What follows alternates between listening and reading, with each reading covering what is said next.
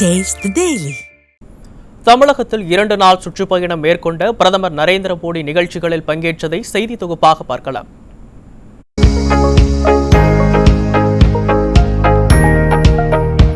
அரியலூரில் உள்ள கங்கை கொண்ட சோழபுரத்தில் மாமன்னன் முதலாம் ராஜேந்திர சோழனின் பிறந்த நாள், அவரது தென்கிழக்கு ஆசியாவுக்கான கடல் பயணத்தின் 1000வது ஆண்டு மற்றும் கங்கை கொண்ட சோழபுரம் கோயில் கட்டுமானத்தின் தொடக்கத்தை நினைவு கூறும் வகையில் முப்பெரும் விழா நடைபெற்றது.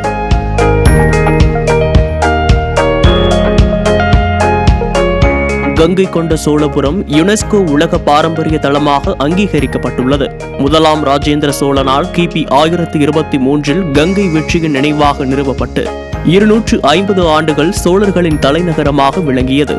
இங்குள்ள பிரகதீஸ்வரர் கோயில் 55 மீட்டர் உயர கோபுரமும் 13.5 அடி உயர லிங்கமும் அற்புத சிற்பங்களும் நிறைந்து கம்பீரமாக காட்சியளிக்கிறது. பேரரசர் ராஜேந்திர சோழன் ஆட்சியில் வட இந்தியா முதல் தென்கிழக்கு ஆசியா வரை சோழர்களின் ஆட்சி பரவியிருந்தது. கங்கை நீர் கொண்ட மன்னன் என்ற பெருமையை பெற்ற ராஜேந்திர சோழர் கங்கை கொண்ட சோழபுரம் எனும் பெயரில் தனது தலைநகரை உருவாக்கினார். 1000 ஆண்டு வரலாறு கொண்ட மாமன்னன் முதலாம் ராஜேந்திர சோழனின் பிறந்த நாளில் முப்பெரும் விழா நடைபெற்றது. முப்பெரும் விழா உள்ளிட்ட நிகழ்ச்சிகளில் பங்கேற்பதற்காக 2 நாள் சுற்றுப்பயணமாக பிரதமர் மோடி தமிழகம் சனிக்கிழமை வந்தார். முதல் நாளில் பிரதமர் நரேந்திர மோடி தூத்துக்குடியில் 4900 கோடி ரூபாய் மதிப்பிலான வளர்ச்சி திட்ட பணிகளுக்கு அடிக்கல் நாட்டியதுடன் தூத்துக்குடியில் புதுப்பிக்கப்பட்ட விமான நிலையத்தையும் திறந்து வைத்தார். பின்னர் திருச்சி விமான நிலையத்திற்கு வந்த பிரதமர் மோடியை அதிமுக பொதுச் செயலாளர் எடப்பாடி கே பழனிசாமி, தலைமை நிலைய செயலாளர் SP வேலுமணி, துணை பொதுச் செயலாளர்கள் KP முனுசாமி, நத்தம் விஸ்வநாதன் உள்ளிட்டோர் வரவேற்றனர். அப்போது 3 முக்கிய கோரிக்கைகள் அடங்கிய மனுவை வழங்கினார். அதனைத் தொடர்ந்து அதிமுக மாவட்ட செயலாளர் சீனிவாசன் ஏற்பாட்டில் சுப்பிரமணியபுரம் எம்ஜிஆர் சிலை அருகே திரண்டிருந்த 3000த்திற்கும் மேற்பட்ட அதிமுகவினர் உற்சாக வரவேற்பு அளித்தனர்.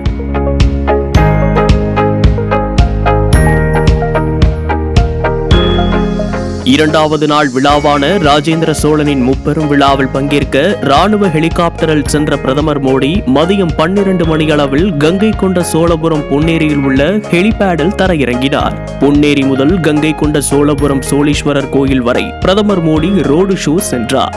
கங்கை நீரால் அபிஷேகம் செய்து சோழீஸ்வரர் கோயிலில் மூலவர் உள்ளிட்ட அனைத்து சன்னதிகளிலும் பிரதமர் மோடி வழிபட்டார்.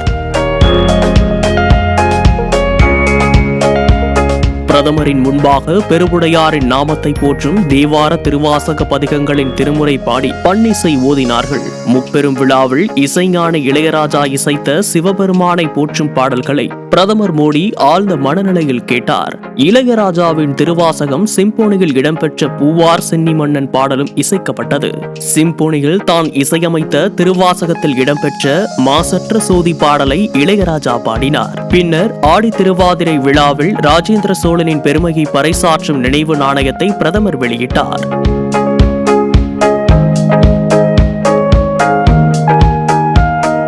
தொடர்ந்து விழாவில் பேசிய பிரதமர் நரேந்திர மோடி, ராஜராஜ சோழனுக்கும் ராஜேந்திர சோழனுக்கும் சிலை அமைக்கப்படும் என்றும், நிலவில் முதன்முறையாக தென் துருவத்தில் கால் பதித்த நாடு இந்தியா, இதற்கு சிவசக்தி புள்ளி என்று பெயர் வைத்துள்ளோம் எனவும் கூறினார்.